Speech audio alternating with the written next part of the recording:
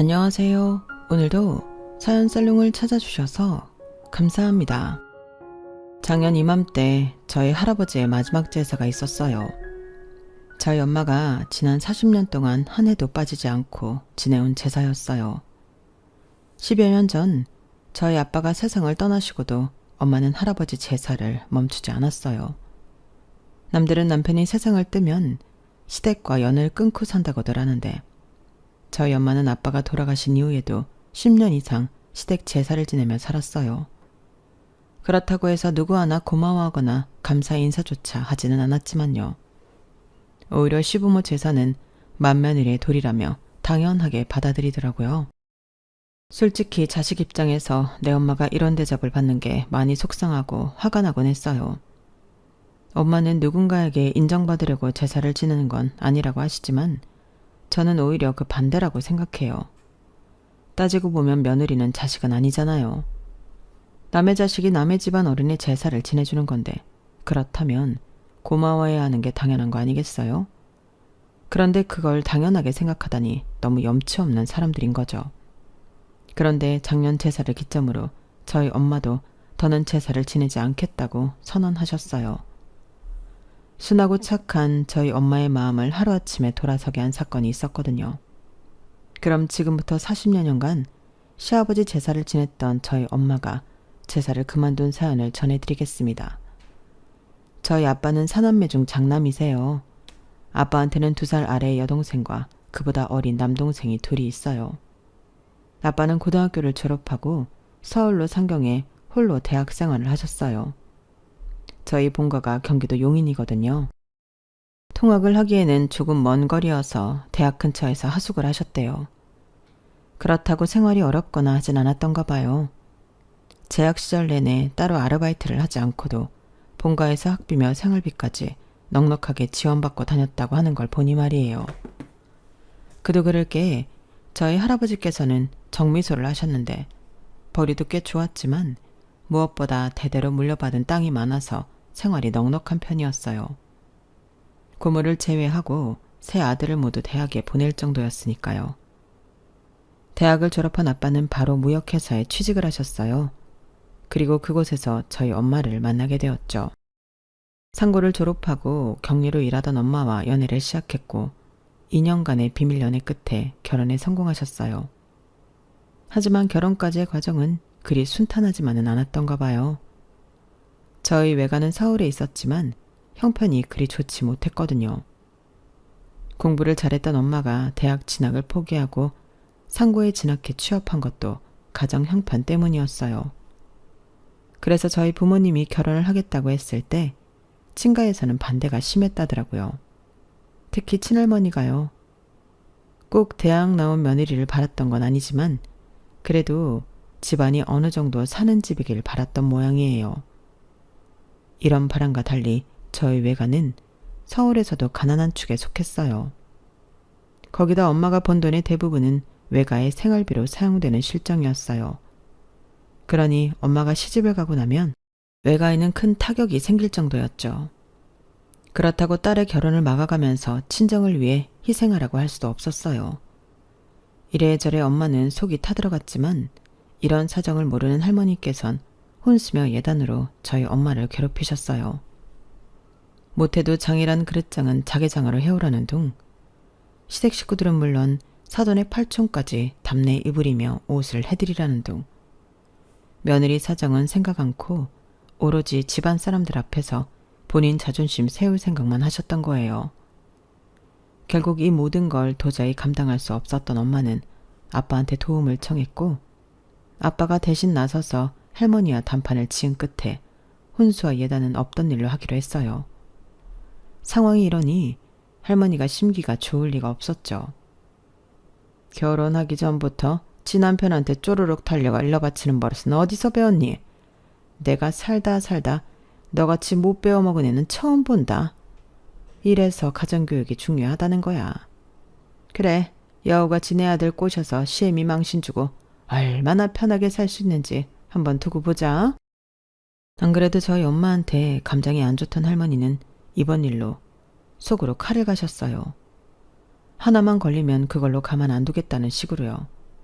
그리고는 끝내 치졸한 방법을 쓰셨어요. 어머님, 혹시 제가 졸업한 학교에 다녀오셨어요?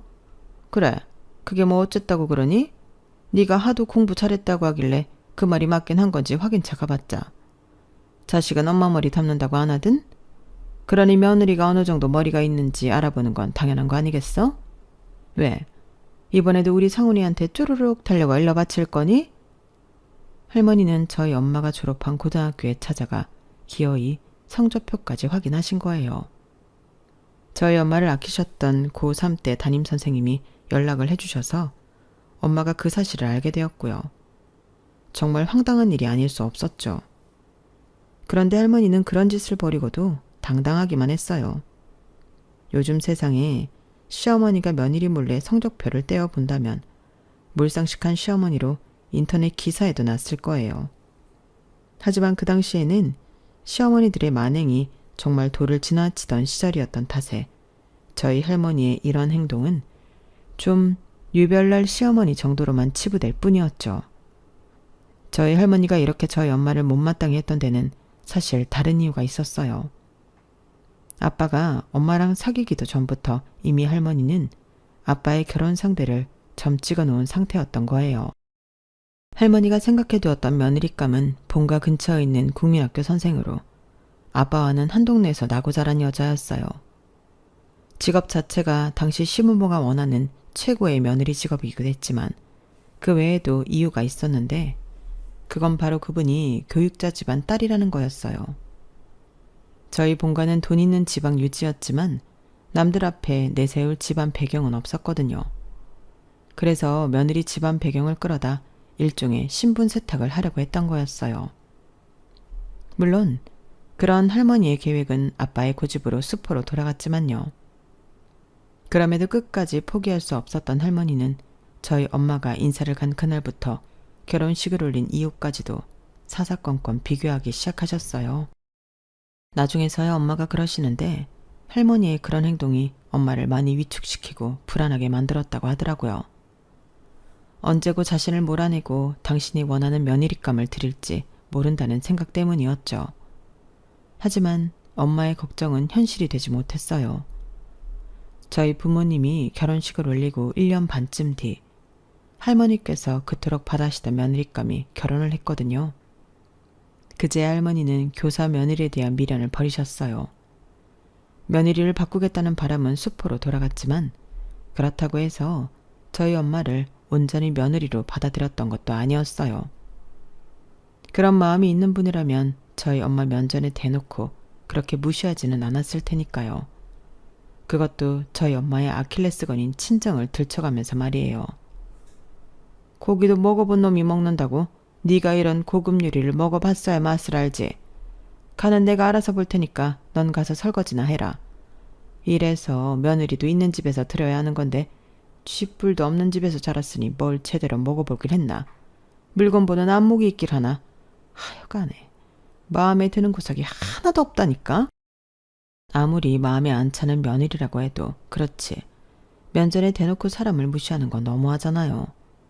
그런데 저희 할머니는 그런 거에 대해 조금도 개의치 않는 사람이었어요. 언니와 저는 자라는 동안 이런 할머니 때문에 엄마가 속상해하는 모습을 보며 살아야만 했어요. 그러니 당연히 친할머니를 싫어할 수밖에요. 물론 저희 할머니도 저희 자매한테 애정이 없긴 마찬가지였어요. 할머니는 아들 선호 사상이 팽배한 분이었거든요. 남들 다 낳은 아들 하나 낳는 게 그리 힘든 거냐? 남의 집 맏며느리로 들어왔으면 도리는 다 해야 할 거 아니야. 남의 집 대를 끌어놓을 게 아니라면 딴 생각 말고 아들 낳을 생각부터 해. 그런데 참 웃기죠. 그렇게 며느리 도리를 운운하며 저희 엄마를 괴롭히던 할머니가 정작 당신은 아내의 도리를 내팽개치신 거예요. 제가 태어나고 반년 뒤 할아버지께서 세상을 떠나셨는데 할머니는 이듬해 첫 제사 때부터 할아버지 제사를 저희 엄마한테 떠넘기셨어요. 앞으로 네 시아버지 제사는 네 집에서 지내도록 해라. 장남이랑 결혼했을 때 그 정도 각오는 했을 거 아니니? 하지만 어머님, 저는 아직 제사를 지내본 적이 없는걸요. 누구는 뭐 뱃속에서부터 배우고 나온다니? 다들 배워가면서 하는 거지. 그럼 며느리 두고 나이 든 시애미가 남편 제사까지 지내야겠니? 맏며느리가 뭐니? 이 집의 대소사는 알아서 해야 하는 자리가 맏며느리 자리야. 대도 못 이은 주제에 뭘 잘났다고 편히 살 생각만 하고 있어? 잔말 말고 정성껏 제사 지낼 생각이나 해. 태어나서 지금까지 제사라고는 지내본 적도 없고 구경도 해본 적 없던 엄마는 하루아침에 시아버지 제사를 떠안게 되었어요. 아빠는 어차피 나중에 물려받을 제사니까 조금 일찍 시작한다 생각하자고 엄마를 설득했어요. 재수씨도 있고 해수기도 있으니까 다 같이 모여서 지내면 수월할 거야. 어차피 물려받을 제사 조금 미리 받았다고 생각하자. 그때까지만 해도 아빠는 그리 대수롭지 않게 생각했어요. 형제가 사남매나 되는데 어디 일할 사람 없겠냐고 생각하셨던 거죠. 그런데 막상 제사를 지내다 보니 모든 게 엄마 몫으로 떠넘겨진다는 걸 알게 되었어요. 작은 엄마는 일을 핑계로 제사상을 다 차려놓으면 와서 밥만 먹고 가는 정도였고, 둘째 작은 엄마는 종교상의 이유로 아예 제사에 참여하지 않았어요. 거기다 고모는 자신은 출가 외인이라서 친정 제사에 갈 이유가 없다고 했고, 작은 아빠들도 초반에만 몇 번 제사에 참여했을 뿐 이후에는 바쁘다는 핑계로 코빼기도 보이지 않았어요. 자기 부모의 제사 날짜도 기억 못하는 사람들이니 말 다 했죠 뭐. 그럼 할머니는 어땠냐고요? 네 시아버지가 살아생전에 날 좀 힘들게 했니? 툭 하면 여자 문제로 사람 속을 썩이고 술 좀 그만 마시라고 하는데도 그렇게 퍼마시다가 결국엔 그리 가버린 거 아니니? 난 아주 그놈의 영감탱이라면 지긋지긋하다. 그런데 죽은 영감 제사까지 챙겨야겠니? 나 싫다. 그냥 니들끼리 해라. 온 가족이 마치 짝이라도 한 것처럼 할아버지 제사는 저희 집에 떠넘기고 나몰라라 했어요. 사실 그때까지만 해도 그렇게 시작된 제사를 40년이나 지내게 될 줄은 몰랐어요. 처음 제사를 시작했을 때 엄마는 제사상에 올려야 할 종류와 올려서는 안 되는 종류를 책으로 배우고 그 맛을 내기까지 꽤 오랜 시간이 걸렸어요. 옆에서 가르쳐주는 사람도 없고 도와주는 사람도 없었으니까요. 엄마의 이런 노력과는 상관없이 할아버지 자식인 작은아빠들과 고모는 제사에 관심도 없었어요. 지난 40년 동안 고모랑 작은아빠들이 제사에 참석했던 건 손으로 꼽을 정도였으니 말 다 했죠. 그러면서 입으로는 매번 제사는 며느리 몫이다 라는 말도 안 되는 소리를 떠들어댔어요. 말이나 못하면 밉지라도 않지. 그리고 이런 말도 안 되는 논리는 저희 자매한테까지 이어졌어요. 제가 대학교 1학년 때였는데요. 하필 할아버지 제사와 저희 과 MT가 겹친 거예요. 대학에 들어가서 처음 가는 MT라서 부모님께 부탁해 제사를 빠지고 MT를 가게 됐는데 그 얘기를 들은 작은아빠가 제게 전화를 했더라고요. 혜림이 너 제정신이야? 제사 빠지고 MT 간다며. 넌 자식아 명색이 손녀딸이 돼서는 할아버지 재산 빠지고 어딜 간다고 그래? 애가 아주 정신이 나갔어.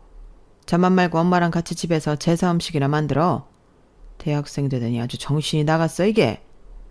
작은아빠는 마치 제가 제 본분을 다하지 않고 노는 데만 혈안이 된 사람처럼 몰아세웠어요. 솔직히 저요. 초등학교 2학년 때부터 엄마를 도와서 명절이며 제사 음식을 만들어 왔어요. 저랑 언니는 고3 때도 제사상에 올라갈 전을 부치고 있었다고요. 자기들은 명절에 해외로 여행을 다니고 제삿날에도 아랑곳 않고 자기들 스케줄대로 지내는데 말이죠. 그런데 더 웃긴 게 뭔지 아세요?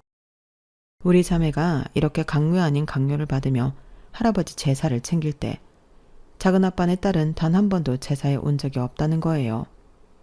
자기 딸은 그렇게 끔찍이 챙기고 애지중지하면서 저희 자매한테만 자신들이 해야 할 일을 떠넘긴다니 정말 어이없지 않나요?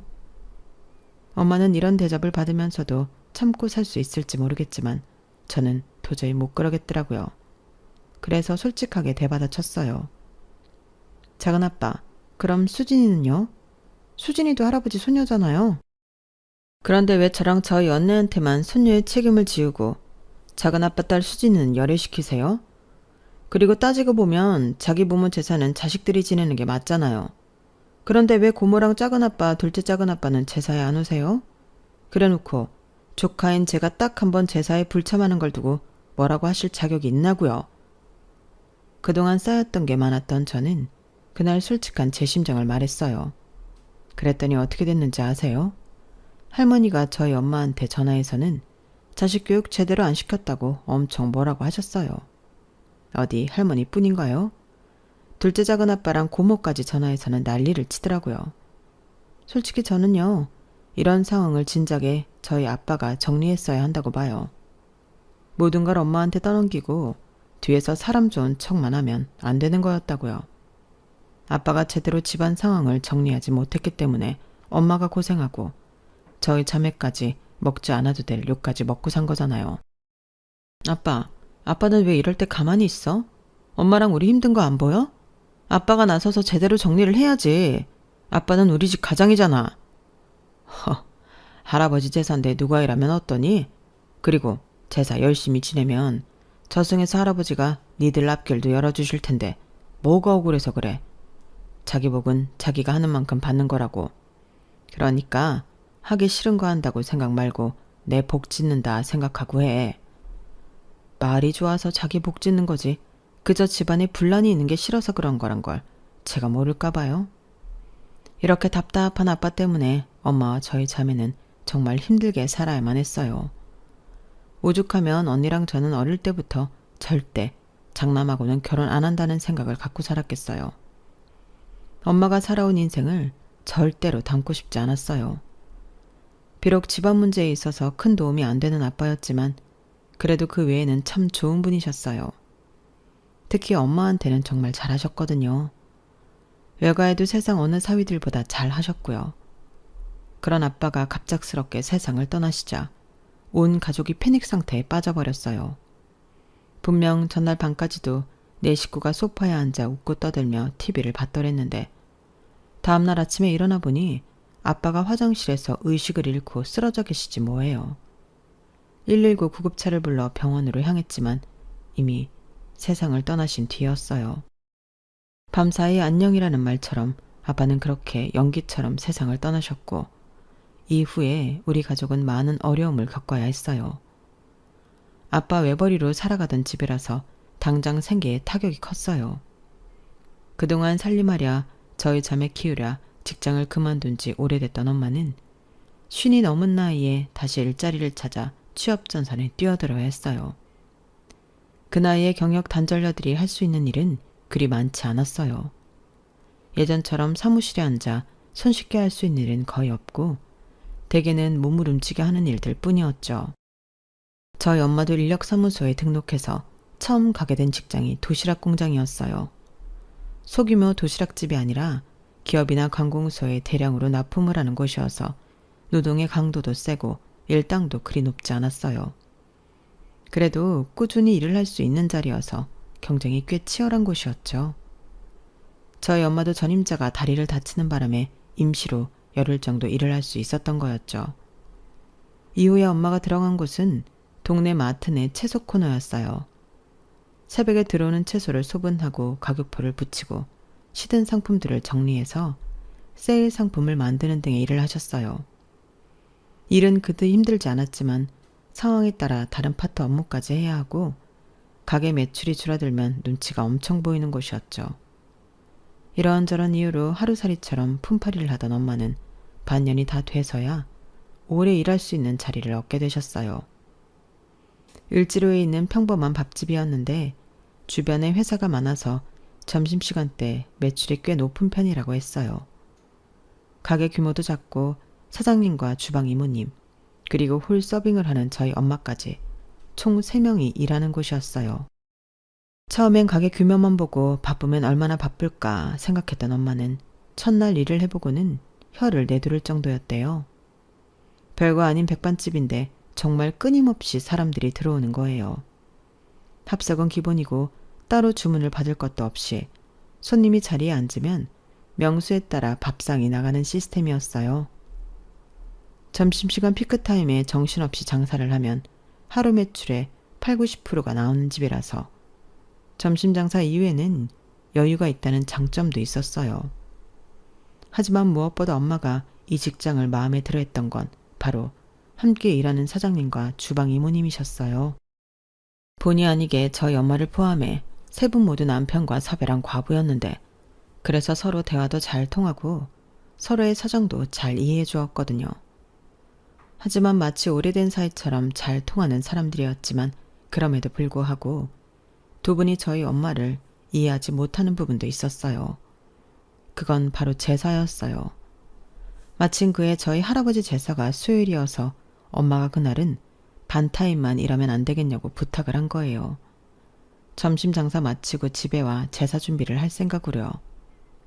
그랬더니 사장님과 주방 이모님이 깜짝 놀라시더래요. 아니 남편도 죽고 없는데 그 집 시아버지 제사를 지낸다고? 시어머니랑 시동생들도 안 온다며. 그래도 어쩌겠어요. 수십 년을 지내던 제사인데 남편 떠났다고 그만둘 수는 없잖아요. 아이고 효부났네 효부났어. 그럼 시누이랑 동서들도 와서 일 좀 거들라고 그래. 자기가 무슨 용가리 통뼈야? 점심장사하고 가서 무슨 힘으로 제사 음식을 준비해? 난 아주 점심장사만 끝내면 진이 다 빠지는데. 불러서 올 사람들 같았으면 왜 제가 지금껏 딸들을 데리고 제사를 지내왔겠어요? 안 와요. 처음엔 저도 그게 야속해서 남편 때문에 억지로 제사를 지냈던 건데 그렇게 수십 년 지내다 보니 이젠 그저 우리 애들 잘 봐주십사 하는 마음으로 지내게 됐지 뭐예요. 사장님과 주방 이모님은 이런 저희 엄마를 두고 답답해하면서도 한편으로는 안타까워하셨어요. 자기네 시댁 얘기를 들어보니 그렇게 공들일 사람들이 아닌 것 같은데 참. 남의 시집 흉보는 것 같아서 그렇지만 그런 인간들은 절대 안 변해. 엄한 남의 집 딸 부려서 지네 집 제사 챙기려는 인간들이 다른 거라고 제대로 된 인간들이겠어? 에휴, 나중에 마음이나 안 다칠까 걱정이네. 그때만 해도 엄마는 몰랐을 거예요. 그날 주방 이모님의 말씀이 엄마의 미래가 될 거라는 거 말이죠. 아빠가 돌아가신 이후에도 수년간 엄마는 할아버지께 제사를 열심히 모셨어요. 더불어 아빠 제사도요. 그런데 정말 기가 막힌 게 뭔지 아세요? 아빠가 돌아가시고 연락도 없는 친가 식구들이 할아버지 제사가 다가오면 저희 엄마한테 전화를 한다는 거예요. 예, 너 혹시 네 남편 같다고 시아버지 제사 걸어낸 건 아니지? 그러면 안 된다. 네 남편이 떠났어도 네가 우리 집 맏며느리인 건 절대 변하지 않아. 그러니 네가 맡은 바 본분을 지키고 살았으면 한다. 할머니는 원래 그런 분이니 그러려니 한다 쳐요. 그런데 작은아빠들이랑 고모도 똑같더라고요. 평소엔 안부 전화 한 통 없으면서 뜬금없이 전화해서는 제사 잘 모셔야 한다고 으름장을 놓는 거예요. 이렇게 우리 아버지 제사 공들여 지내는 거 맞지? 조상 제사 지내다가 갑자기 그만두면 집안에 우환이 든다잖아. 그러니 애들 생각해서라도 올케가 제사만큼은 제대로 지내야 하는 거야. 참, 자기들은 귀찮아서 거들떠도 안 보는 자기 아빠 제사를 어찌나 끔찍하게 저희 엄마 손으로 챙기려 드는지 정말 양심 없는 인간들이었어요. 꼭 그 사람들의 닥달 때문은 아니었지만 엄마는 언니가 시집을 가고 2년 뒤 제가 시집을 간 후에도 제사를 놓지 않으셨어요. 엄마 혼자 제사를 지내시는 게 걱정돼서 저랑 언니는 결혼 후에도 매번 친정에 찾아가 할아버지와 아빠 제사를 지냈어요. 다행히 형부도 그렇고 제 남편도 매번 제사에 참석해 주어서 오히려 전보다 덜 외롭게 지낼 수 있었어요. 그리고 드디어 지난해 봄, 문제의 사건이 벌어진 거예요. 여느 날과 다름없이 출근해서 업무를 보고 있었는데 사촌 동생한테 전화가 왔더라고요. 누나 어디야? 어디긴 회사지. 왜? 무슨 일 있니? 그러자 사촌 동생은 한숨을 푹 쉬더니 이러는 거예요. 두나네 좀 그렇다. 아무리 큰아빠가 돌아가셨어도 그렇지 할머니 장례식에도 안 오면 어떡해. 내일이 발인인데 사람들이 이러면 어쩌냐? 누나들이랑 큰엄마한테 정말 실망이야. 그게 무슨 소리야? 할머니가 돌아가셨어? 우린 아무 연락도 못 받았단 말이야. 장례식장은 어딘데? 사촌 동생 전화를 받고 엄마랑 언니한테 연락해서 부랴부랴 장례식장으로 달려갔어요. 그랬더니 작은아빠들 내외와 고모가 저희 가족을 보고는 귀신이라도 본 사람들처럼 놀라지 뭐예요. 대뜸 한다는 말도 이거였어요. 아니, 형수님이 여긴 어떻게 알고 왔어요? 도대체 누가 말한 거야? 누나가 전화했어? 아님 형이야? 마치 우리 가족이 오면 안 되는 곳에 온 것처럼 난리를 치더라고요. 제게 전화를 해줬던 사촌동생은 지 아빠가 난리를 치는 걸 보고는 제게 아무 말 말아달라고 손짓을 하더군요. 도련님, 우리가 못 올 때 왔어요? 왜 이렇게 화를 내요? 그보다 어머님이 돌아가셨으면 저희한테도 진작 전화를 해줬어야죠. 어떻게 장례가 한참 진행된 뒤에야 알게 해요?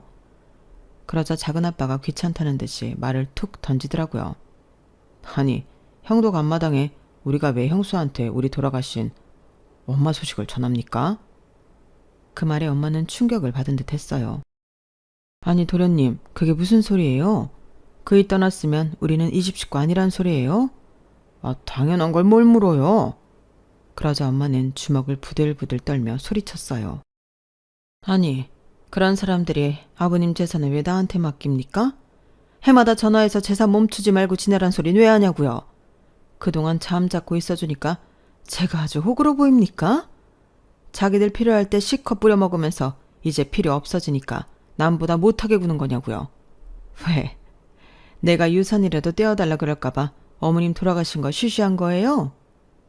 그때까지 빈정대는 모습으로 우리 가족을 보고 있던 작은 아빠들과 고모는 엄마의 그 말에 순간 얼어붙고 말았어요. 표정을 보니 내 말이 맞는 모양이네. 내가 그동안 말 않고 사니까 바보 멍청이로 알았던 모양인데 이보세요. 나도 세상 물정 다 알고 유산 분배에 대한 법도 익히 들어 알고 있어요. 비록 우리 그이가 세상은 떠났어도 어머님 유산 받을 자격이 있다는 것쯤은 나도 다 안다고요. 솔직히 엄마가 그 말을 할 때까지도 언니랑 저는 그게 가능한지 모르고 있었어요. 하지만 창백하게 변하는 작은 아빠 내외와 고모 내외를 보니 엄마 말이 맞다는 건 알겠더라고요. 아니 옳게 뭔가 착각을 한 모양인데 세상에 그런 법이 어딨어? 남편 죽으면 시댁이랑은 연이 끊어지는 건데 어떻게 시어머니 우산을 받겠다고 그래? 말도 안 되는 소리 그만하고 영정 앞에 인사하고들 돌아가. 고모는 애써 침착한 척 연기를 하며 저희 엄마를 달래서 보내려 했어요. 하지만 평소와 달리 잔뜩 힘이 들어간 엄마는 고모의 말을 순순히 따르지 않았어요. 손바닥으로 하늘을 가리세요. 어디 그런 말도 안 되는 소리를 하십니까? 유산 상속에 대해 잘 모르겠으면 길 건너 변호사 사무실에라도 가서 물어보세요. 남편이 시부모보다 먼저 세상을 떠났을 때 배우자가 남편을 대신해 유산 상속자의 자격을 갖는다는 거 나도 다 알고 있어요. 그래서 우리한테 어머님 돌아가신 거 숨긴 거잖아요. 안 그래요? 여기 올 때까지만 해도 사실 유산에 대해 별 마음이 없었는데 당신들 하는 꼴을 보니 안 되겠네요. 내 남편 몫의 유산 한 푼도 빼먹지 않고 다 받아내야겠어요. 아니, 형수가 무슨 자격이 있다고 그걸 받아요? 무슨 자격? 어머님이 남긴 유산 그거 다 아버님이 남기신 거 아닌가? 아버님 돌아가시고 40년 동안 그 제사 누가 지냈는데 도련님이 지냈어? 아니면 딸이 지냈어요? 아니잖아요. 내가 어린 내 딸을 데리고 40년 내내 지내왔다고. 자격을 논한다면 지 부모 제사도 나 몰라라는 니들보다는 내가 더 자격이 있지. 자식으로서 부모한테 해야 할 도리는 안 하고 돈만 챙기려는 니들은 솔직히 아버님 유산 받을 자격도 없다고. 아무튼 난 당장 변호사 선임해서 내 몫의 유산 받아낼 테니까 그렇게들 알아요. 얘들아, 가자. 엄마는 평생 처음으로 시댁 식구들 앞에서 큰 소리를 땅땅 치시고는 개선장군처럼 저희 자매를 데리고 장례식장을 나섰어요. 그래서 결과는 어떻게 됐냐고요? 변호사 사무실을 찾아가 보니 정말 엄마 말 그대로더라고요. 그래서 아빠 몫의 유산을 온전히 다 받아낼 수 있었어요. 그리고 그의 할아버지 제사 때 엄마가 제사상에 술을 올리며 그러셨어요. 아버님, 아버님이 주신 유산 잘 받았습니다. 지난 40년간 제가 아버님 제사상 차려드렸으니 이 돈 받을 자격은 충분히 있다고 생각합니다. 그런데요 아버님, 이제 저 아버님 제사 그만두려고요. 아버님이 미워서가 아니라 더는 제 딸들 힘들게 하고 싶지 않아서 그래요. 아버님한테 우리 그이랑 나머지 자식들이 중요한 것처럼 저한테도 우리 두 딸이 세상 무엇보다 귀하고 소중해요. 겨우 젓가락질하던 무렵부터 시아버지 제사상 차리느라 바쁘니 엄마 돕겠다고 옆에서 전 부치고 채소 다듬고 했던 내 딸들. 이제 더는 일 안 시키고 싶어요. 그러니 아버님이 이해 좀 해주세요. 오늘 마지막 제사상 잘 드시고 평안하게 잠드시길 바래요. 그렇게 엄마는 40년간의 시아버지 제사를 끝냈어요. 긴 시간 며느리의 의무를 다하고 이제야 자유가 된 엄마를 보니 대단하기도 안됐기도 했어요. 나라면 이런 대접을 받으며 그 긴 세월을 남의 집 제사는 안 지냈을 것 같거든요. 그래서 엄마한테 왜 바보같이 지금껏 제사를 지낸 거냐고 물었더니 엄마가 그러시네요. 네 아빠 때문이지 뭐. 내가 니네 할아버지랑 뭔 정이 있겠니? 결혼도 반대했던 분인데. 그래도 네 아빠가 내 친정아빠 제사 때마다 자기 부모 제사 모시듯 정성을 다해 모시지 않았니? 받은 게 있으면 주는 것도 있어야 한다고 나도 네 아빠한테 보답을 한 거지 뭐. 그게 이렇게 길어질 줄은 몰랐지만 말이야. 그래도 그 덕에 5억이 넘는 유산을 받았으니 나름 괜찮은 것 같긴 해. 1년에 한 번 제사상 차리고 40년간 5억 벌었으면 많이 번 거잖니? 엄마가 그래도 그 힘든 세월을 이렇게 유쾌하게 받아들이시니 다행이다 싶었어요. 그런데 여기서 저는 궁금증이 생기더라고요. 엄마, 근데 유산분배에 대해 어떻게 그렇게 잘 알아? 나도 언니도 몰랐던 건데 말이야. 그러자 엄마가 피식 웃으시더니 그러시는 거예요. 실은 가게에서 점심 장사 끝내고 멸치 똥 따면서 듣는 방송이 있거든. 우리 가게 사장이 자주 듣는 유튜브 채널인데 거기에 이런저런 사연이 나오는 거야. 그걸 들으면서 셋이서 울고 웃고 화도 내다 보니까 남의 일 같지만은 않더라고. 그런데 하루는 나랑 상황이 비슷한 여자 사연이 나오더라고. 남편 죽은 지 얼마 안 됐는데 시댁에서 재혼시키려고 그 난리를 치더라는 거야. 알고 봤더니 시부모 유산 안 주려고 그런 거였다더라. 그때 그 사연 듣고 알았어. 남편이 시부모보다 먼저 세상을 떠났을 때 그 배우자가 유산 상속 자격을 갖게 된다는 걸. 우리 가게 사장이 나 유산 상속 받은 걸 듣고 자기한테 한턱 쏘라고 그러더라. 그 사연 자기 덕분에 들은 거 아니냐면서. 그래서 내가 한우로 쏘기로 했지 뭐. 그때 엄마가 사연을 들었던 채널이 바로 여기였어요. 그래서 이렇게 저희 집 사연도 보내게 되었답니다. 혹시 모르잖아요. 지금 제 사연을 듣고 저희 가족이 그랬던 것처럼 도움을 받게 될 분이 생길지도요. 그런 의미에서 저도 구독 버튼 꾹 누르고 갑니다. 지금까지 제 사연을 들어주셔서 감사합니다. 여러분들도 항상 밝고 행복하시길 바랍니다. 여러분, 사연 댓글에 응원과 현명한 조언 부탁드려요.